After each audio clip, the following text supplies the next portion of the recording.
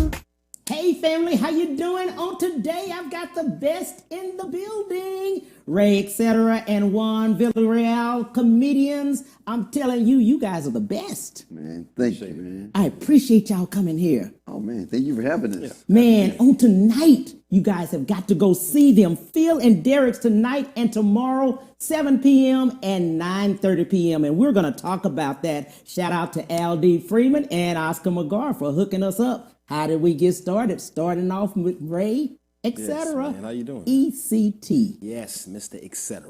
First of all, where did you get that name from, man? Man, you know, life put me through some things, and I had me in a lot of different fields, from entertainment to music to, and I just got tired of explaining that stuff to people. So I was like, man, what's one way you can sum all that up? And I was like, etc. Exactly. Ray, etc. Man. There you go, Mr. Juan. How we jump into here? How we get into being a comedian? It happened really fast. In '92, I started like in March, and then 8 months later, I was on BET and HBO. Wow. Yeah. But I was working with Anthony Brown and Steve Harvey and, you know, Paul Mooney and stuff. So I was, in those 8 months, I got a lot of knowledge, and I picked up a lot of stuff, and they got me on BET right away. And wow. That's really cool. Where did they see you? At the Hip Hop Comedy Stop. It was owned by Steve Harvey, Anthony Brown, and Rushion McDonald. Absolutely. David Ray Bonneswell. I remember that. Yeah. I remember that. You're exciting to see. Man, Mr. Ray, back to you. Comedy. Why comedy? I think it's one of the best ways to give off a message, to give off, you know, the knowledge that I do have. Music I was involved in, but it's only so many genres that you can get into when you deal with music, especially being a black man. You know, I didn't think rap was the lane that I wanted to take anymore with the influence that it was given. So I wanted to do something that was a little more positive. And I was always a living room comedian. So I was like, man, let me try to take it to the stage and see what I can do. And it's been working out pretty good. What I love about you both being together, that combination. You know? Oh, it's going to be fun. I mean, it's going to be fun tonight. Tonight and tomorrow, my God. 2 shows, 7 p.m. and 9:30 p.m. The famous Phil and Derek's Lounge, the Speakeasy Lounge on the side. And man, it is going to be off the chain. Both of you guys. Mr. Juan, wow. Local comedians here, Houston. Yeah. And I was just telling you guys, I'm trying to bring Hollywood to Houston. But in doing so, many people with the local entertainers are saying, man, how do we become mainstream? Well, back then you had to get on TV, get a special and stuff like that. Now, you know, people are going to do it with their phones. They can create, you know, content with their phones and be funny, and Instagram, and get followers, and TikTok and stuff like that. You know, times have changed. The older comics, you know, like me, I've been doing comedy for 28 years. So my friends are like, oh man, these guys they're selling out comedy clubs and comedy clubs. But I'm like, they're making their money. If we were them and we wanted to do it, I would do it too. I'd be like, man, I don't care what them old dudes, you know what I mean? I don't care what them old BET dudes did. Like, I'm trying to get my money. Right. And I'm thinking, like, we should just help them. I'd say, no, do this, do it like this. Right. You know, you look out for them, man. Like, there's enough for everybody to eat, but people get a little greedy, a little jealous, and little egos get hurt and stuff. And like, You can definitely see that. Ray, I know you see the same thing. Yeah, I've definitely, I understand exactly where he's coming from, but it's I think I fit in the lane of best of both worlds. I understand from the OG standpoint to the original grind. You know what I'm saying? Going from open mic to getting noticed in those ways. as opposed to just jumping on the internet and paying for followers, or you know, having a friend that has 500,000 followers. If he shares your post one time, you got a good chance of going viral right then and there. But it definitely helps. I can't say it doesn't help, man. It is. I think it's just what we have to use in this day and age. And I'm sure if they had Instagram back in the Jerry Curl days, they would have been, we would have seen that same thing back then. So you know what, Ray? BET used to pay us $150 to perform, and comics, and you got to pay for your own room, your own travel, your own everything. Wow. And we would make it. We would drive to LA, $150, and we would wait in line, and you know what I mean, audition, do whatever we had to do to be there. Right. So yeah, we were doing it in a different way. But you know, now you can do it with your phone, and I think it's great, man. If these guys can do that, like I said, I'll help you out, bro. But you know what I found out, the ones that are on the phones, when they first start and things like that, when they're doing stand-up like you guys are tonight, they can't make it because the length of time. They can't continue. They don't have enough material to go as long as that. Definitely makes you know a what I'm saying? That's the hard part. Yeah. That's the hard part. And people say, do you think they'll ever be, can they be like you? Like, yes, if you work hard and do stuff like a Chingo Bling, Chino, there's some people that are doing it. So if you work hard and put your work into it, you can be funny, because we had to win our crowd over. Like when I opened up for Cedric and Bruce, like I was the only Latino on the show in the 90s for everybody. DC Curry and some more, Cheryl Underwood. So it was like, y'all ready to see Cedric the Entertainer? Some more. Y'all gonna have a great time, man. Y'all give it up for Juan Villereal. And they would just throw me out there. So they be clapping and they see a little Mexican like, wait. And then I would have to be like, what's up? And then the black audience be like, wait a minute. What are you doing out here? And I would have fun with it sometimes.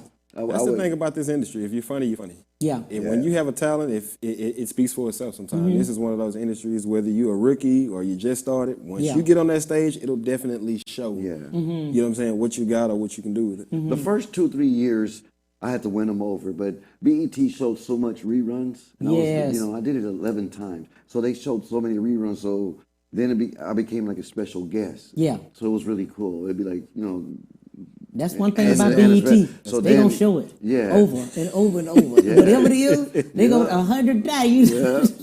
You can count on it. Another thing too, we don't have as many as the one platform that we do have now that's still kind of relevant for comedians is Wild or Not. You remember back then you used to have Def Comedy Jams, you had Comedy View, you had so many things that you could strive to get to as a comedian. But now, like he just said before, you almost have to jump immediately into making you a special or making you know what I'm saying, a DVD. Early on, you used to have to wait to do those kind of things until you were more experienced, until you were ready, polished enough to do that. But now, if you ain't ready to be thrown out to the wolves, you're going to get ate up real fast. Now that we've got COVID-19 just impacted the world, just stopped, okay? Put a pause on everything. How is the industry? Let's talk about it. Juan, you talk about that part. It hurt a lot of comics. It hurt a lot of my friends because they started really blowing up the year before that. And they started upgrading. Houses, bigger house, bigger car. They were doing well. And when this hit, it went really bad. I've been taking care of, I was taking care of my parents for 7 years. Like my dad passed away in October. So I lost, I lost everything, like houses, cars, the pawning stuff. It went really, really bad. So, but I grew up like that. I grew up in the hood, so I was poor. So it's like, okay, struggling. But we were happy, we're healthy, we're okay. I got my grandkids and everything. So I started doing Zoom shows because my overhead is not, I got a really nice 2-bedroom apartment, bro. We got 2 bathrooms, we got cable, and I got paper. That's how rich I am. Like, I got pay-per-view because now I'm, working. And I don't got to ask permission for nobody. Like I can, I do a joke about it. Like I'm so rich, bro, I can buy a movie for $4.99 and not even watch it. Just throw the remote on. I ain't even got to watch it. I'll buy it again tomorrow. I'll buy it again tomorrow. And my cousin's like, yeah, cuz we bought it. We buy it again. You buy it 3 times. And then I stop and like, hey. Wait. Wait a minute. Now you're trying to break a 20, bro. We're trying to keep it on the 10. Now you're trying to bust a 20. Breaking like, no 20. You want me to go back to being poor? Like, no, I want to stay rich like this. I like that. I was really lucky. And then some comics can, like I would say, bro, they want comics for Zoom shows, and I don't do comedy on the phone. They're paying $2,000. I don't put my money, but they're paying $2,000 So all you comics, I haven't told all of y'all, but guess how much they were gonna pay you? $2,000 for you to sit in your living room. In your living room, I had a little curtain, I had the lights on my phone, $2,000 to do an hour. And then you do 30 minutes of Q&A. And these are some of the great questions that these people had. So it's like, I had my cat, I was in socks in my living room because it was way stuff. And I would do the voices, man, I swear, dude, I would just have fun. Right. So it was like, and every now and then the host would unmute the people so I can hear them laughing. Like you could hear everybody laughing, then he would mute them again so I could just keep going and just flowing. And then you hear that little cash out, the little coin. Oh man, I love that. Getting paid. Exactly. And then doing 3 or 4 shows a week at 2. Like, we fly out of town to do shows of 1,500, 2,000. Like, we'll fly and or drive or whatever. But to do it in your living room, that was so cool. Yeah, people, I can't do that. Like, I can't. Oh, you huh?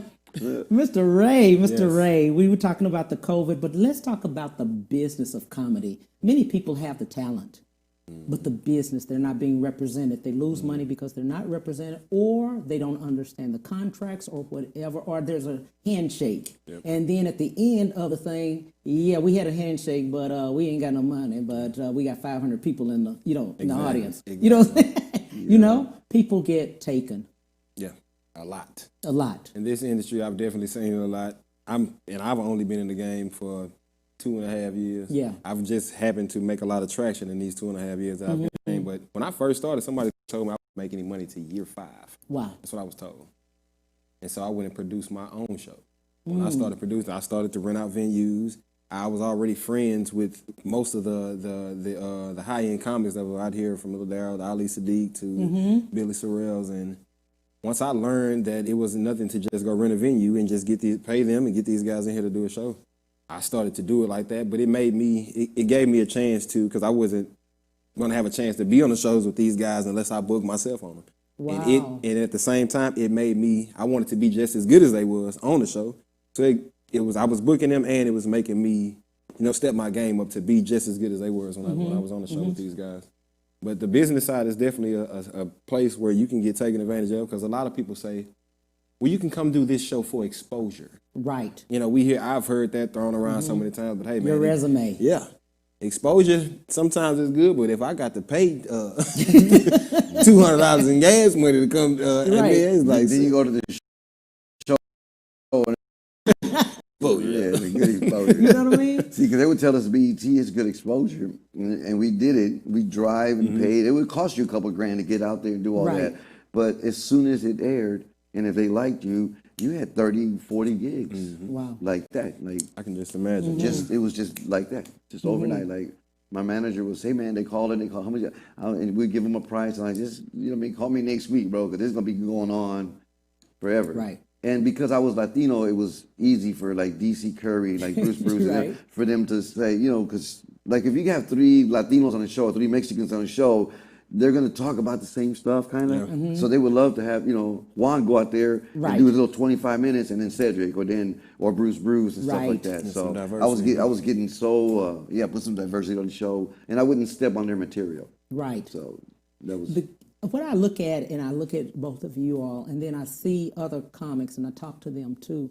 What they've always said is that when you have talent, but it's work. Oh, yeah. And many people don't want to do the work. Yeah. They want to put the phone up to them and do whatever they want to do with the phone. Yeah. But it's still the work. Like, you went to open mics. Yep. You know what I'm saying? You've been, you've traveled, and you've been to places. I used to drive to L.A. to do open mics. Wow. Yeah.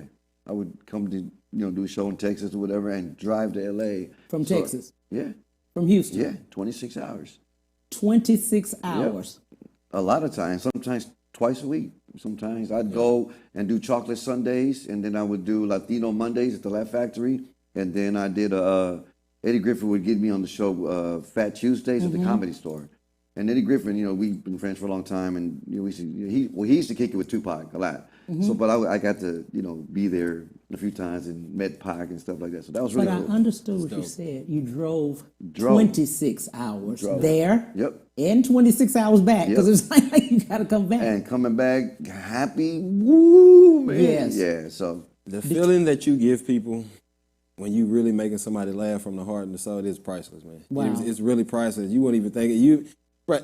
And then, like you said, the drives, man, going on the road with the comic crew, Daryl, Leroy the Third, MC Lotto, man, this is some of the best times I've had on a road trip. 4 comedians in a van together, nonstop talking, just great conversation, man. Some of the best times you could have. Absolutely. And see, and me, it was just me and my manager. And back then, we had our cell phones, but there was no Wi-Fi. There was none of this Wi-Fi, stuff. It was exactly. Like, It was flip phone. You just seek on the radio. That radio was just. So we had a couple of cassettes or CDs. And, Right. Yeah, we had cassettes, but we had some CDs, and then yeah, it was no. Now you could be on Facebook. You can do whatever. I mean, the cars got Wi-Fi. You can do. So it'd be a lot Absolutely. easier now. Absolutely. But I don't. Yeah, I can just 26 imagine taking. hours. I can just imagine a road trip, 26 hours One way. in a Delta 88. I couldn't imagine that. We were killing Enterprise. We were good. You're killing We were- Enterprise. yeah, because they were like, we came back and, we were working with them for a while. They're like, "Man, I'll be putting some miles on these cars, bro." And you know they're trying to say unlimited. Yeah. Think they could give you something, but you really did do unlimited yeah, mileage. we had to. I think we're the ones that changed that I stuff. think like, you did. Like, hey, You bro, changed like- that to unlimited Yep. mileage because at first it was so many miles, and then after that mileage you got to pay. Yeah. They asked me one time, they called us and we had to go meet with them because, they were like kind of like sponsored and helped Yeah. us. And they're like, "Hey, man, what did y'all drive this car to? Like, where did y'all go?" I said, "We went from Houston to El Paso, and then Steve Harvey wanted me to do his show Big Time at the show. So we drove from Houston to El Paso. That's like 12, 13 hours, 14 hours. I performed and then drove that night, me and my manager, to LA, did the Steve Harvey show the next day, whatever, and then drove to Tennessee. That was 55 hours. So 55 yeah, so we went like that. hours So, in a car yeah, to one show. to one show. Yeah, it was a college gig with Michael Blackson. So I was like, yeah, I go work with that dude. And I didn't like to fly back then. I was like, nah, man, because Mexicans, when they start blowing Yeah. up, it's over there, Richie. Yes. See, you said Hollywood to Houston. I That's told you this Hollywood is Hollywood right to here in the Houston. flesh. Yeah. Oh, yeah. Yeah, Hollywood to Houston. Yeah. My God, He's done some great things. you've done some great things, but that was determination. You were determined to do it. Oh, yeah. Now we've got people that are working. Well, let's say 40 million people are not working, okay? Let's say that. Because of COVID and all the other things, right? They have that dream. They want to do it. And we were talking about what they should do now, okay? They don't have a job, but they still have that dream in them. Yep. Let's tell them what they need to do. Let's look into that camera. You, Mr. Juan, first, with this one. Just keep working. There's always, some of the comics do skits. Some of them do podcasts. Some of them tell stories. Just keep working. Keep being creative. You can do stuff. And, some of the comics that have fans, because even some of the young comics that are in the game, they already have followers and fans and stuff. I started a 100 Club. Tell my fans, during COVID, I was like, look, I can sell you a shirt or a DVD or something. What I did, I made these cards, 100 cards, and they're $100 each, and you get, but it's good until the end of next year. So it's like, look, you send me $100, I'll send you a card, I'll send you my phone number. I bought a VIP phone so we get to talk, chat, FaceTime each other. So that's what I did. That's how I connected with my fans. So when I talk to them, when they call me, I know exactly who I'm talking to because there's a number, because it's 1 through 100, and everyone has a number assigned. So when I speak to them, I talk to them, and I know what we talked about. I know if there's someone to gain the last time. I know, about jobs and stuff like that. So you can connect with your fans. I mean, because you're not doing anything. So if you're at home, you can use this time and utilize it and study the game because it's changing. But to study and try and learn as much as you can and be creative and don't give up, bro. Like if it doesn't work right away, keep at it. You know what I mean? Mr. Ray, talk to the people. To my nearest dreamer, dreams are important. You need to have those to keep the drive going in yourself. I definitely think faith without works is dead. So you definitely have to put the pedal to the metal and grind. That word grind is a old school term that is still relevant today, man. Grind. At the end of any grind, you'll see something pay off. And so definitely, man, keep your faith high and your grind at an ultimate maximum level, man. And I think you'll get as further that you want to be. Sounds good. We have a flyer of it today, of what you all going to do tonight. Should have a flyer. Mm-hmm. Okay, I guess we don't. Phil and Derek's tonight. We want to just tell you, let's tell them Phil and Derek's tonight. They will be 7 p.m. and 9:30 p.m. on today and tomorrow. Isn't that right? We got two shows. One show tonight. One show tonight. One show tonight at 9, and then 2 shows tomorrow at 7 and 9:30. Sounds good. Yes. We will be back with our next guest, Demarcus Bailey. We'll be right back to the Cam Hill Show after these messages.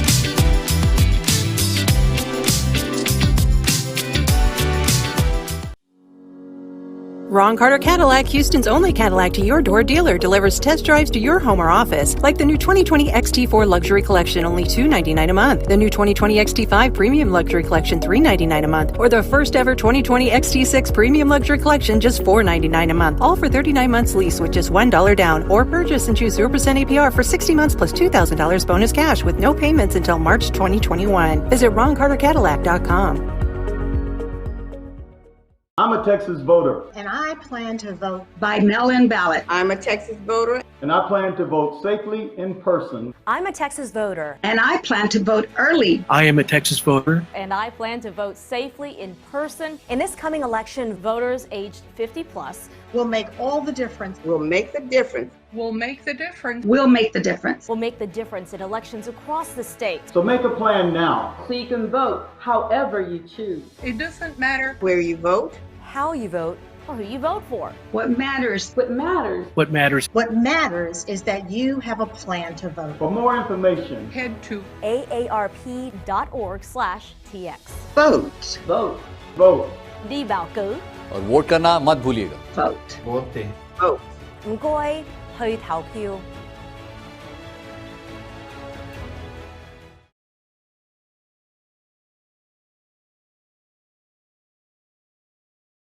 When it comes to protecting yourself and your partners, all the information out there can be overwhelming. Visit our website. We are a free and confidential service striving to help you stay informed and stay notified. We are committed to a healthy Houston.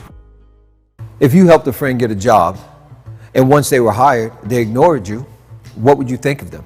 For a quarter of a century, Congressional District 18 has voted for Sheila Jackson Lee. And what do we have to show for it?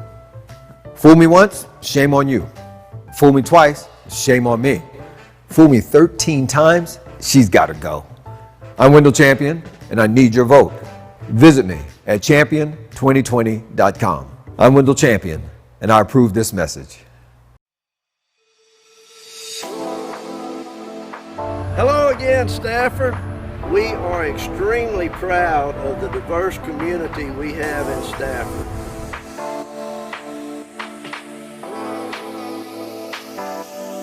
We need you to get out and vote for CECIL Willis.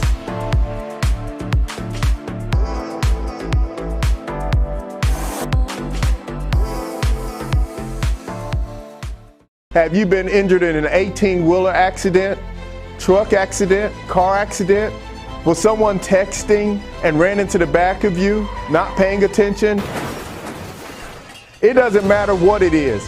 Give me a call, Attorney Willie Powells. We'll fix it today. The number is 281-881-2457. Again, that number is 281-881-2457. We'll fix it today. Call Attorney Willie Powells. And now back to the Cam Hill Show.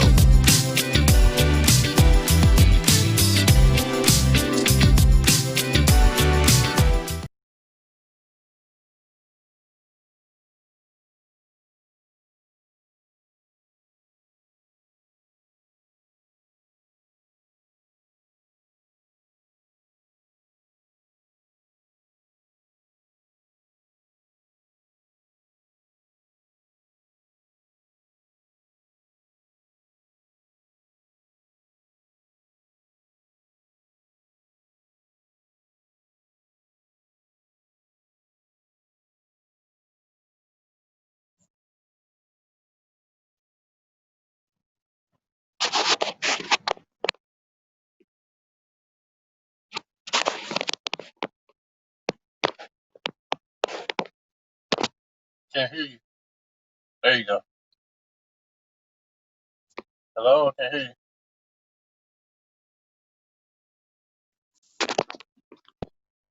I can't hear you. Demarcus, can you hear me? I hear you now. You hear me now? So Demarcus Bailey is a filmmaker, CEO of Bailey JF Bailey Productions, and also he has a movie, Love and Drugs 2, the movie. It's going to be premiered on Sunday, and I'm going to come over there and look at it. Yeah. Glad to have you.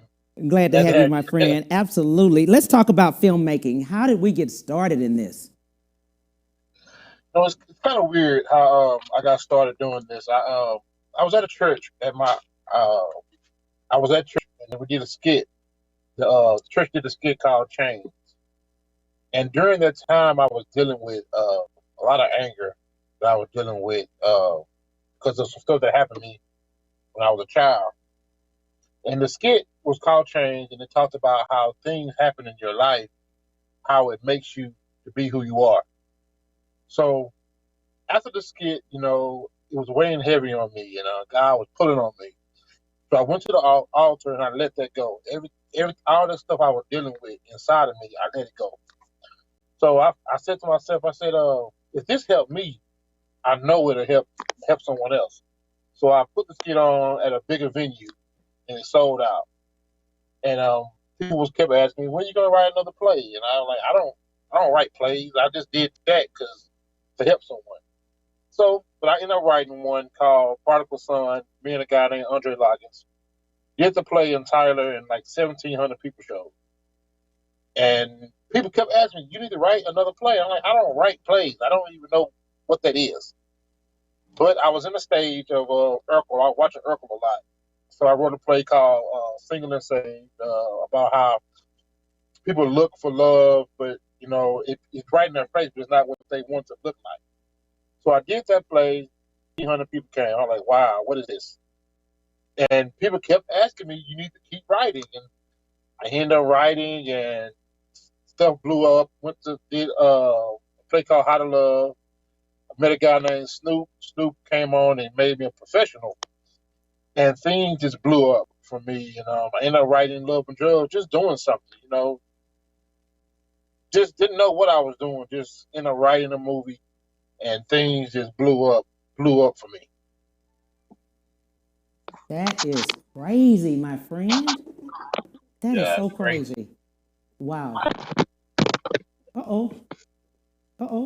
Okay, we're going to Demarcus Bailey.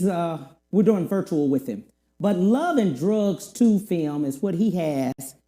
And let's put him back on. There you go. What happened? Can you see me? Yeah, I can see you. I dropped the phone. Oh, I know mine too. Crazy. So anyway, but just wanted to tell you about Love and Drugs 2 movie. You have a premiere on Sunday. It's going to be off of the Beltway here in Houston. Yeah. Yes, sir. Yes, sir. We did Love and Drugs 1 last year, and it was a huge success. Like I said, it was my first movie I ever done, and it took over the country. It was a huge, huge success. Wow. So the distribution company called, and they wanted me to do a 2. Mm-hmm. So I wrote the 2, and I wanted to push it out a little bit more myself. So we started a little promo tour where we went to we did Dallas. We sold out in Dallas. We did Tyler 2 shows, sold out those 2 shows. Now we're doing Shreveport. We sold out Shreveport. Houston this weekend. We sold out Houston. And we're going to Atlanta on November 1st. And I was just talking, shout out to Candace Renee out of Dallas, who contacted me. We just, been hooking up together and stuff like that. One of the best publicists, I tell you, she is the best, and told me all about this movie. Let's talk about what's the premise of this movie, Love and Drugs 2. People will think when they see the word drugs in the movie, they automatically think it's a hood or a ratchet or a raunchy story, and it's not. It's actually a good love story. We just incorporated the word drugs to bring people in, because people love negativity. I mean, that's just what it is. People love negativity. So I've never been a drug dealer. Never been that type of person. My grandfather would be rolling over his grave if he even know I was even doing this really. But I've always been infatuated with it. I've always been infatuated with the respect that they get. Right, drug dealers they get so much respect and they have so much clout. I've always been infatuated with that. But I'm a sucker for love stories. So I've always been a Titanic type person, or the Poetic Justice, or Love Jones. That's the type of person I love those type of movies. So I just incorporate those two things together to make a beautiful love story. The drugs is maybe 5% of the movie. The rest is just love and loyalty.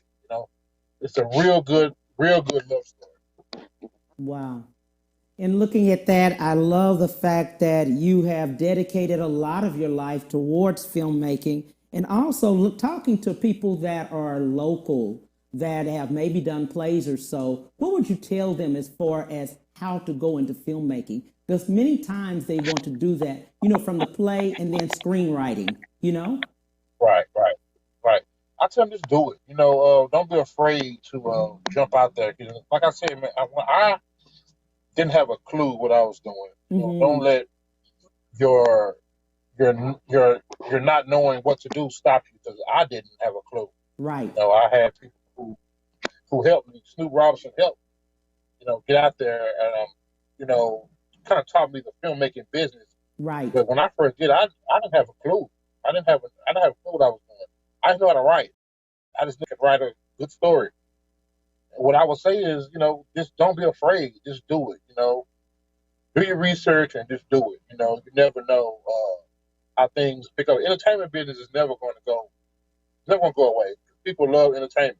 They love movies. They love laughter. And they love, to see good love stories. So don't be afraid of it. Just go out and do it. That's exactly why I brought you on today, because I felt so strongly about many people wanting to do exactly what you do. We have 40 million plus people, as I was stating earlier, that are unemployed, that are dreamers, Right. but they feel like they have to work, but many times it's in them to do it, but they're frightened. Let's talk to them about the fear. Right. Fear, man, fear is,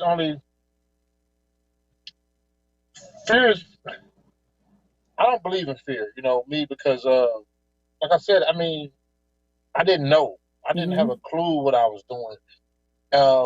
Just jump out there. I just jumped out there and believed in what God was giving me, and just did it. So, if you're scared, if you think you're fearful, man, just erase the doubt, erase the fear in you. You just do it.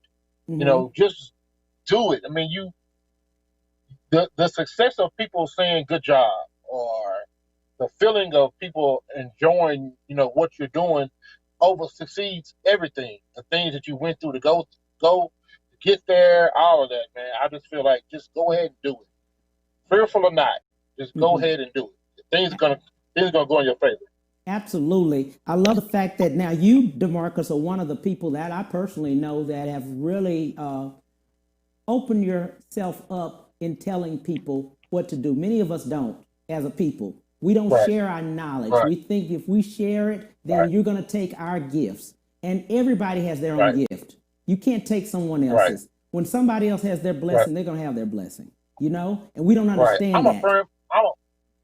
I'm a firm believer that what God has for me is for me, regardless of how I help people, regardless of anything.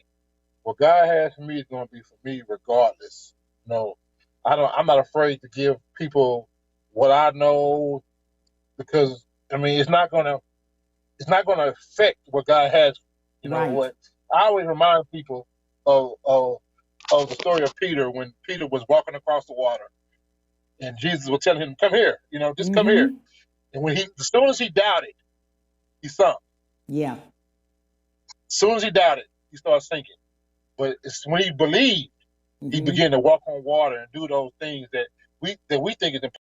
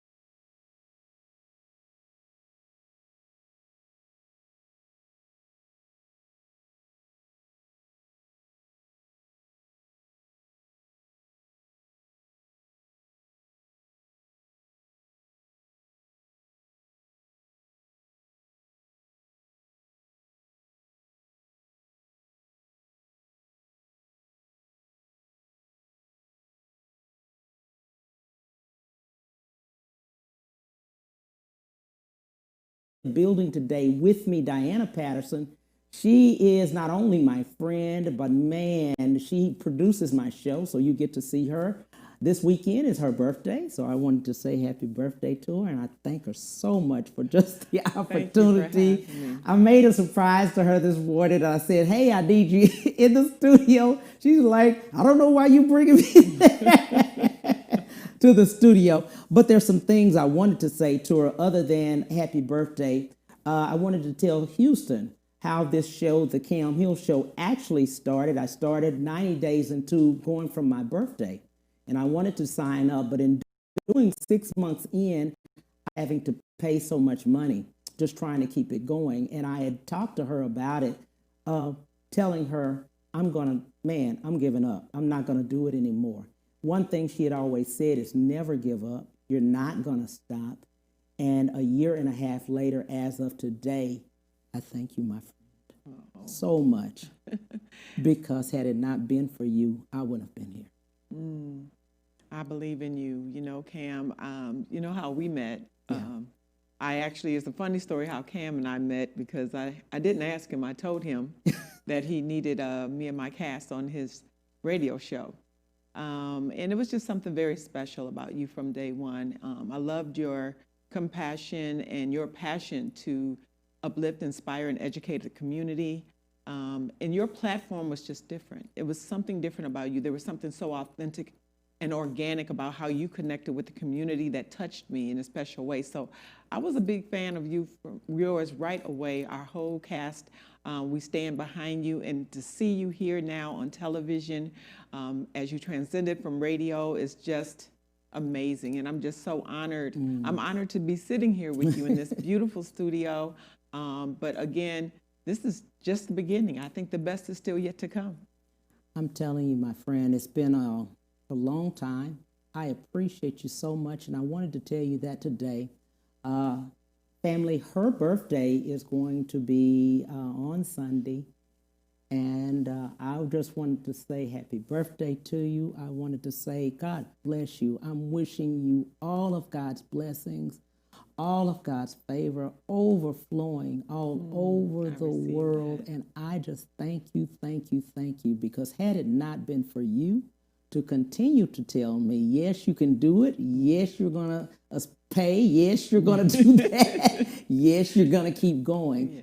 Thank you for everything. And Houston, thank you for everything you have done. Thank you, A-Star TV, for all you guys have done. Thank you to Emilian White, who is our Vice President, Navros, my friend, the President, and Elise Lyles, who is our Operations Manager, and everyone, Saki and all of them, who are behind the scenes that you do not see. They're tirelessly engineers and things like that that have made the Cam Hill Show what it is today. We're getting ready to go higher. I know that with my producer. She's already explained that to me. We're getting to go wider because of and being global and things like that. But thank you. We're going to continue. A-Star is one of the best. And I will tell you what, we are going to do some things. Also, this lady right here is an author. So she didn't want me to say that, but she is. So I'm going to dig in my bag a little bit, and I'm going to let you guys see that she has her own book. Woo! Right there. And tell us a little bit about this book, lady. My book is called Everything Grows You in the looking Valley. to this camera right here. Right here. Yeah. Okay. That's to My the viewers. book is called Everything Grows in the Valley, a story of redemption and learning to embrace life's adversities. And it is a memoir of my life. I've gone through lots of challenges from the very beginning. As a matter of fact, my earliest memory in life was being molested in a foster home. But time after time again, I was able to push through those adversities. God sustained me, and I saw something special in my journey. My experience was something that I felt happened to me for a reason, and I felt compelled to share it with the world, to inspire. There's so many messages in the book, and Cam knows that. And one of the overriding messages is never give up. but there's so many more. We sometimes, when we're going through the valley and we're experiencing the valley, we have a tendency to allow those experiences to become our perception, our self-perception. Instead of allowing it to be an experience, something separate from who we are, we allow it to become who we are. And we lose our insight about life and about how we want to excel and do well in life, and we give up on ourselves. So this book will help you to really hold on to hope and understand that adversity too has a purpose. And it's just a beautiful, beautiful story, and I'm very proud of it. So again, if you're going through anything, if you've experienced anything that you feel is kind of taking you through adversity or depression, this is the book for you. And if you want to share it with someone, you can share it with someone. So hopefully my story will inspire you in some way. Well, I will tell you, I did read the book. I've read it about 3 or 4 times. I love, looks like it's got a thing. There you go. I love the story of Never Give Up. I first read it from the time we met in radio in last April. And at that time, you know how you read books and they just give you something different each time. That first time all the way through, it was a masterpiece. It told me never give up. It was just her journey, but just to understand and see how that journey goes, and us all in life. So I tell each one of you, never give up. Don't stop. Keep going. I know 40 million people are unemployed. You heard today about the comedians talking to dreamers. You heard today about Diana Patterson. She's my producer of this show, but she did not give up of everything she's gone through.